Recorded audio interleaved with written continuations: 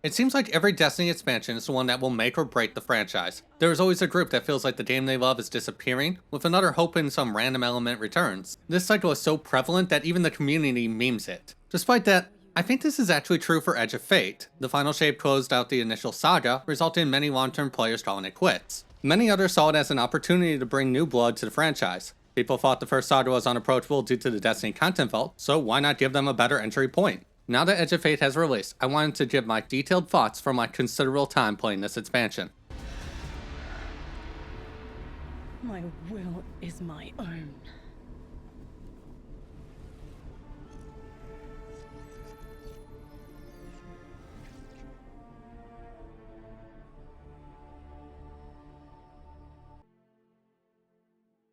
Before getting into the subject, I wanted to be clear about a couple key things. First and foremost, I want to focus on what I consider to be the biggest issues. That isn't to say elements like dropping the director isn't important, it simply isn't as impactful as other things.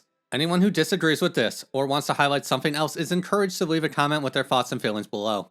I also want to note that this will cover up to the Solstice event. I held off because I wanted to personally experience the level 400 struggle, see how the new raid feat system panned out, and things of the like. This unfortunately resulted in it taking entirely too long, but I wanted to get a good feel for the issues as I feel like a lot of people on both sides present their thoughts in a way that I consider disingenuous. Anyway, let's start by talking about one of the best parts, the narrative.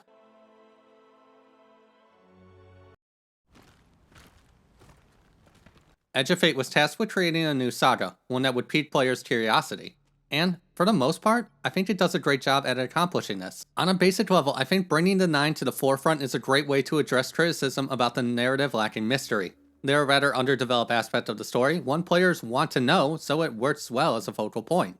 Another benefit is, as Drifter puts it, there are aliens, and then there are aliens. Everything about the collective feels alien. They're not a conventional force, they interact with us through others, and even the way they talk is unnatural and weird. Simple choices like denoting they are Ets of Y is a great way to highlight this concept. There's no telling how well Bungie does with this long term, but the initial chapter is off to a great start. That said, it's still far from perfect. Not only is the narrative rather brief, it doesn't give me much to sink my teeth into. The new aesthetic and feel stands out, yet at the end of the day, this is just a prologue.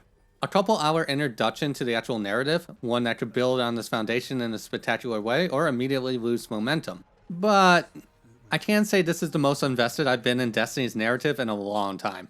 The only real downside is the inclusion of Maya Sandaresh. If that name does not ring any bells, well, that's the problem. Maya is a character mentioned throughout Destiny's narrative.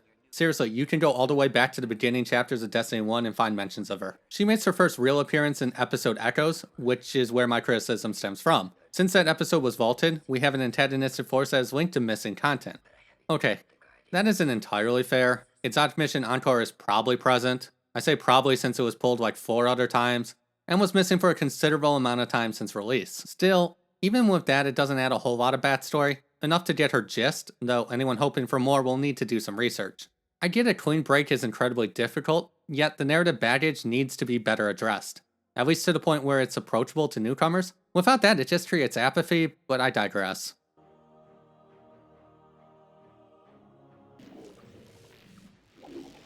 The other big thing added in this expansion is Matterspark. It's honestly kind of crazy how this went from being the expansion's biggest criticism to being completely forgotten.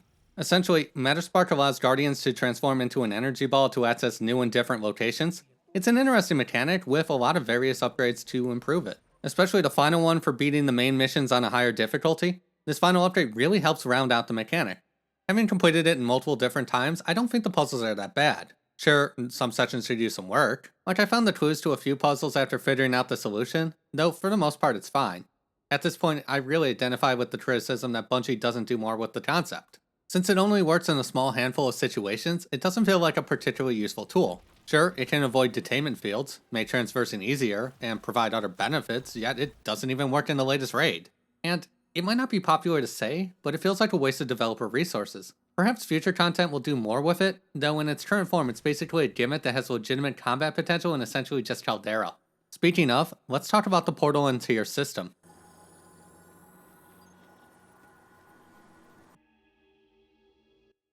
Going into Edge of Fate, my understanding was Portal would allow players to better manage difficulty, and tiers would give players better loot for taking on greater challenges. On paper, this would be a massive step forward. Common complaints I saw were people saying Vanguard ops had unfavorable modifiers like oscillation, so with the portal system I could select something else, or just play with nothing and receive worse rewards. And this is absolutely how the system works, except with some rather sizable caveats.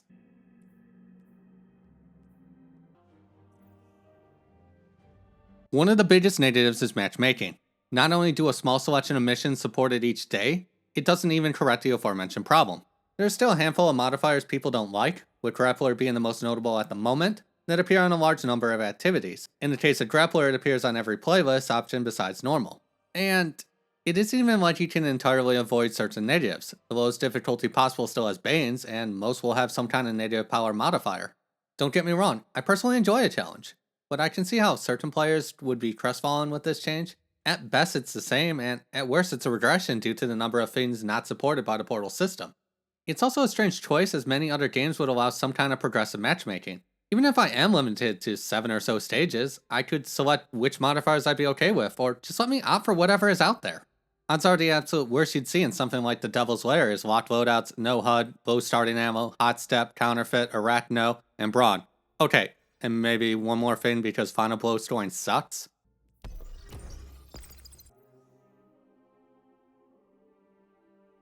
Every mode follows a different scoring system. Both solo ops and pinnacle ops reward players based off objectives, whereas Fireteam ops is based off final blows. This makes the difference and problem incredibly easy to understand.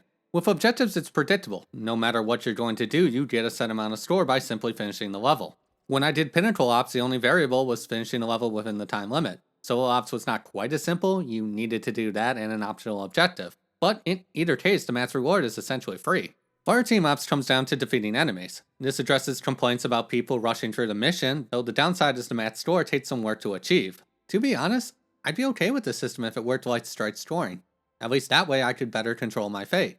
Emote finishing select enemies to match my score is engaging, whereas defeating every enemy while rushing is rather annoying. Now, I'll admit, it's something of a mixed bag as well. I had extreme issues finishing this on the Devil's Lair, and absolutely no problems doing an Empire Hunt. This points to a balance issue, one that I could see resulting in people interested in playing this way maximizing. Similar to how people quit solo ops with annoying quests, people will quit missions that are more difficult to achieve a high score on. And it's a shame to see a model with such potential feel like a massive regression, something that surprisingly applies even more so to the tier system.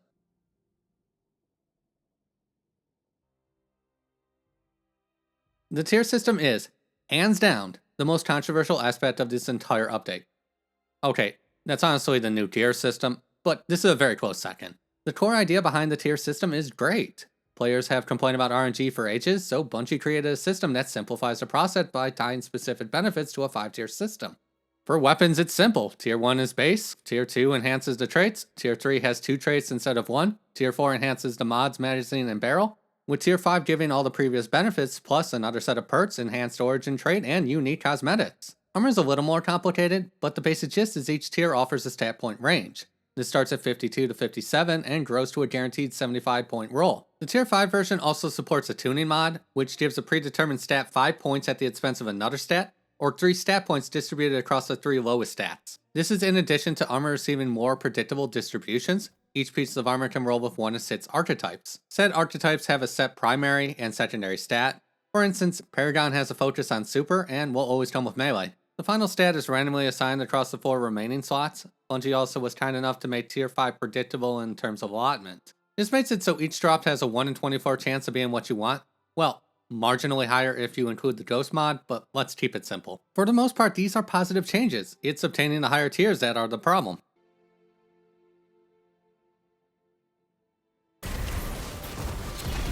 Tier 5 loot is, by design, the most desirable version. As a result, players are going to want to chase after it. The assumption is it would work similarly to previous iterations. Previously difficult tasks such as going flawless or finishing a GM would give these desirable drops. And that both is and is not how this works. In typical Destiny fashion, every location and system has its own logic.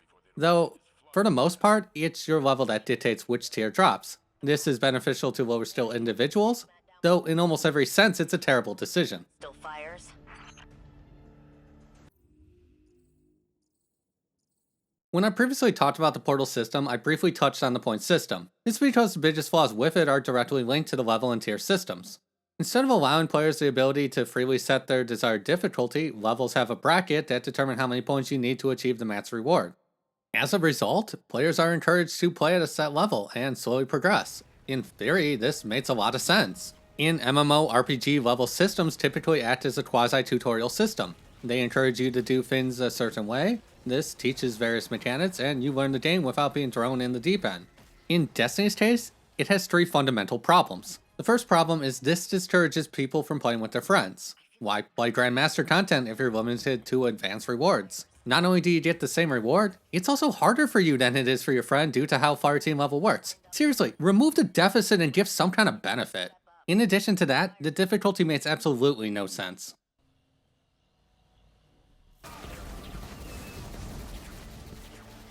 Most games present difficulty in a linear fashion. Normal is harder than easy, hard is a level beyond that, and you should know the rest. In theory, Destiny does the same thing. Easy, normal, hard, and so forth are advanced, expert, master, etc. Some of these mark a rather sizable shift. On expert, there are standard enemies, with Banes being an option with select modifiers. Master kicks this up a notch by adding champions. Shifts like this are obvious and make a sizable difference. What makes the difficulty system illogical is everything related to GMs, and how the score system is set up. Outside of modifiers, the only difference between Master and GM difficulty is champion spawns in pairs. Normally I'd follow this up by saying I'm being facetious, but I'm really not. Modifiers are, for some inexplainable reason, better on GM difficulty. For starters, players gain access to Brawn. Historically, Brawn is considered one of the best native modifiers in the entire game. It makes surviving attacks a breeze, and it's one native that can be mitigated by utilizing various healing sources. GM also adds a couple favorable native modifiers. I personally like to use Famine, since no starting ammo is another easy choice. Given solo ops missions can be completed with a max score with as few as 10 enemies defeated, it really isn't that detrimental. It eventually hits a point where players are asked to pick between Banes and match game, or additional health and a second champion that can't be ignored. The number of native modifiers needed is ultimately dictated by level and various other factors. To make this easier to understand, Bungie created a score forecast system. With this, players can adjust modifiers to achieve the desired reward. However, due to optional tasks, the forecast isn't entirely accurate. Getting the bar to the back half of the final segment is usually enough to achieve the best reward. It's more of an art than a science, not to mention other variables come into play, though it can obviously be adjusted as needed. Now, I didn't mention this just because it's an esoteric element that less informed players will miss out on. Instead, difficulty fluctuates randomly. For example, at level 430 something, I could achieve the max reward with enemies at level 420.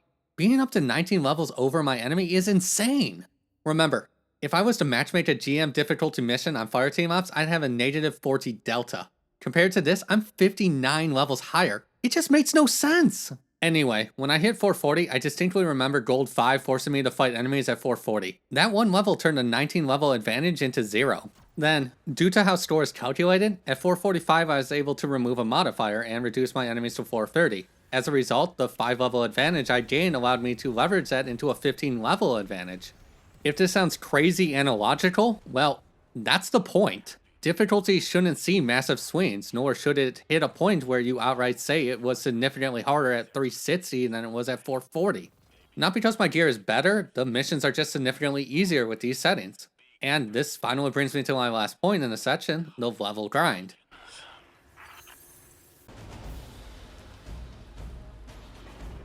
Since level dictates tier, it serves as something of a pre-grind. This wouldn't be so bad if the grind itself wasn't so long. While it's faster to do over a long period of time, and has a number of variables, it took me approximately 47.5 hours to go from 200 to 400. Mind you, this is in-game calculations and does not include loading screens. Given level is set to reset with the next expansion release, it can feel punishing for casual players. Even an hour a day, this is realistically 60 to 70 days out of the approximately 180 total days. And level 400 doesn't even guarantee tier 5 gear, it's just a point where it starts to enter the myths from time to time. No one wants to spend half of the expansion just getting to the point where they can grind the expansion. This only works if players can also trade time for difficulty, kinda like how Mythic works for Kepler. The other, arguably bigger problem is this is still a considerable grind. We must bind the 9. No one seems to know what it means. Thanks to the Solstice event, players can finally get a taste of what the tier 5 grind is actually like. On a basic level, it's extremely satisfying. When my loot pool was only 3 weapons, I finished the grind in roughly 3 hours. That might not sound bad, but it's approximately 30 missions. With armor in my loot pool, I started working on outfitting my 3 characters. I don't have an exact count, but based off my notes, it worked out to be in something like 133 missions. After literally hundreds of these missions, I was only able to complete one of them, which was my Warlock. And that was mostly because I could not get a perfect class item, and that alone took me something crazy like 400 missions. And regardless of how I do on this one, I still have other sets I want to complete. Not to mention other characters. None of this is too surprising either. It might be a 1 in 24 chance of getting the right archetype and third stat, whereas it's a 1 in 144 chance of getting the perfect roll. Not insane odds, but enough where you'll spend considerable time doing it. To put this number into perspective, it took me almost as long to grind out 3 decent sets of tier 5 armor as it took me to go from 200 to 400. And the worst part is the Solstice set is easier to complete. The pool is up to 8 items, whereas Solo Ops is 13 and Pinnacle has 10. The point being, this is plenty of things that create everyone's favorite word. Engagement.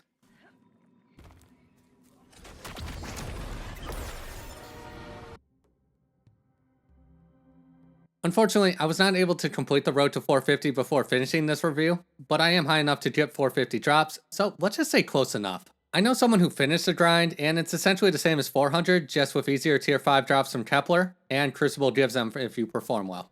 Overall, I think it's unfortunate Bungie made the grind devastatingly slow. I'm not going to crunch the numbers because I don't personally want to know, but I can say it took longer than the first 400 levels combined.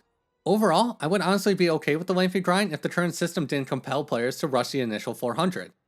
Arms Day tied rewards to Guardian ranks, and thanks to the new system, you needed to be rank 9 to receive a tier 4 weapon, with one of the rank 9 tasks being hit level 400. Solstice is a lot more forgiving. All drops are 1 tier higher, with shiny drops being 2. This means most players can potentially receive a tier 4 drop, though you'll ideally want to be above 400 to hit tier 5. That said, I've read reports from people as low as 300 who were getting tier 5 drops provided they were Guardian rank 8. I can't confirm what the absolute minimum is, though I can say where I am, I pretty much get a tier 5 drop regardless of what I do. Okay, I know I said I was going to stop at the Solstice events, but at the time of recording, they have that special ammo event. Unfortunately, that blocks out famine mods, which makes progressing in Guardian rank impossible for the week. It's just a really dumb move, and again, it's a lot of things that just push you to be 400, and then you either have to deal with this stupid grind that's not even going to last, or you just sit there and do nothing. It's just dumb.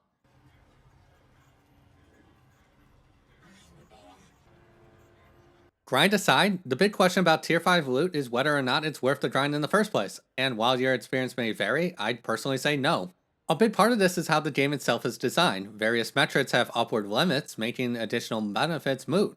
My tier 5 linear fusion rifle with enhanced backup magazine has the same magazine capacity as another with the same archetype and battery with a standard backup mag. The same is true for my grenade launcher and several other items. When I tried more conventional stats, the difference was a marginal amount like 2. This might matter in PvP, just not in PvE. Even the enhanced origin traits are rather underwhelming. Most boost stats or increase duration. Where it makes the biggest difference is armor, yet that honestly leads to a different debate. One of the main reasons I personally dislike the pre-grind setup is due to how armor has evolved. What stands out about the new armor system is ultimately that it's predictable. There is no need to get Artifice, hope it rolls high, and then pray it has a spike in the right places. Tier 5 is simple. Does it have the right archetype? Does it have the correct third stat? And finally, acceptable tuning. Despite this, the old system was way more forgiving in the grand scheme of things. I made a weapon and superset with Echo engrams prior to Edge of Fate. I used about 50, which was enough to make a usable set on 2 characters. If I take my old modded set, plus add in a tier 1 class item with a good roll, those 2 stats have a combined total of 295 points. The same exotic with a full set of tier 5 armor gives 320 points. Those 25 points were certainly useful, but I was averaging 25 engrams to finish a single character. This will work out to be in like 50 missions compared to well over 300 under the new system. Mind you, regardless of my conclusion, I had fun getting to this point, and really wanted to put in the time over just doing outrage math. It's really easy to say the odds point to 720 missions at tier 5 compared to 10 on the old system. At the end of the day, it's all luck based. I had my hunter largely completed in 9 runs. This is also the exact type of RNG that I like, and I think tends to go over well. One where it's easy to get a good base, yet has the potential to take hundreds of hours to squeeze out those last couple of points. Plus, the same was also true for the old system. It was possible to get over 300 points, it was just a question of how many hundreds of engrams that took. And, just to be completely honest, a tier 1 with the right roll could easily hit 245. Much of this comes down to the thrill of the chase, or the desire to achieve the unthinkable, over those 50 points being the make or break. Anyway, this brings me to the next loot issue, the raid. But before that, let's get into it briefly.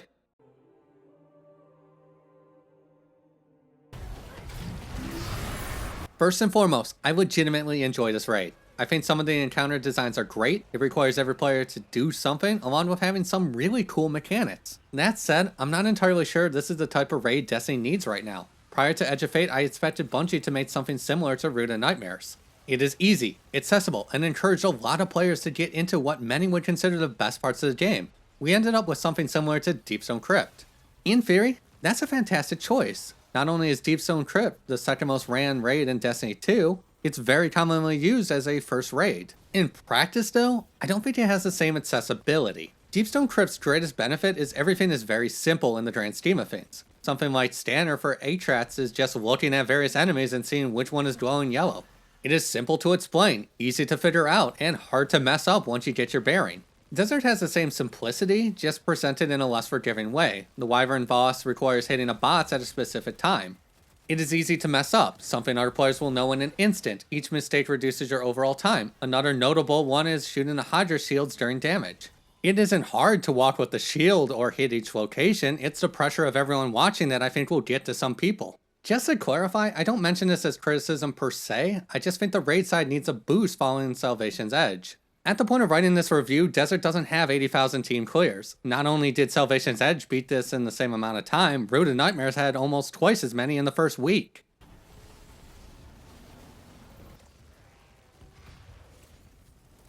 Regardless of how I think the casual player will enjoy this content, Bungie essentially set up this raid to fail. Some of this was thanks to the discouraging and depressing contest mode. At this point, everything that can be said about this has been said, along with a substantial number of completions coming from cheaters. And the other part of this is the feat system. On paper, it's a great idea.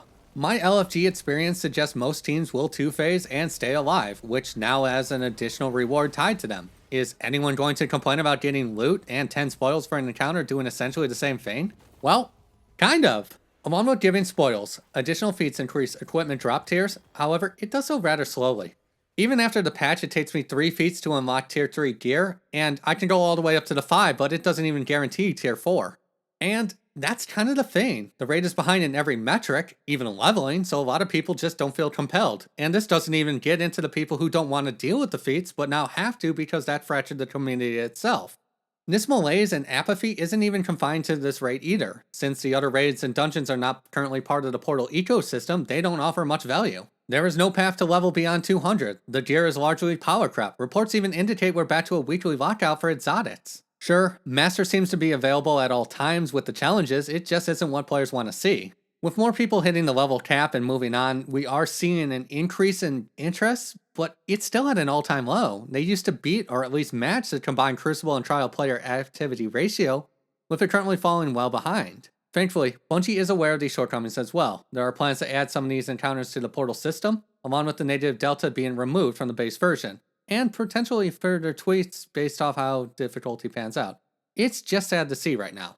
We went from a vibrant and diverse world that people were excited to explore to a new loot cave-esque grind with the name Caldera.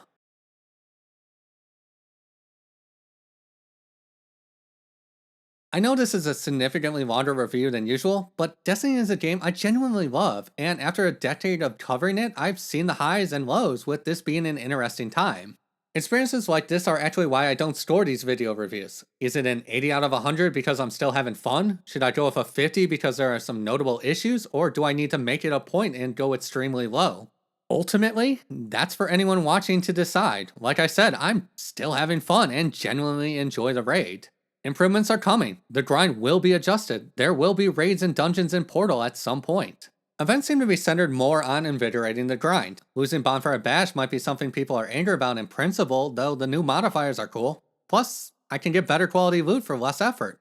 It'll be interesting to see how other events adapt. Solstice is unique in that it always had an armor set.